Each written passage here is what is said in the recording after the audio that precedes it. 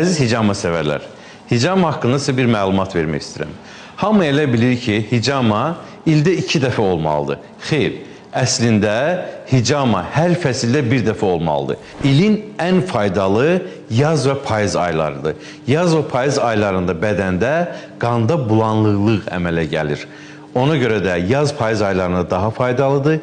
İkinci tövsiyə elədiyim qış ayıdır. Qışda bədəndə soyuq dəymələri çıxması üçün hicama daha faydalıdır. Yəni hamısının səhv başa düşdüyü yay ayında isə hicama daha faydalıdır. Hicama etmək qanda olan laxtalanmanı aradan qaldırır.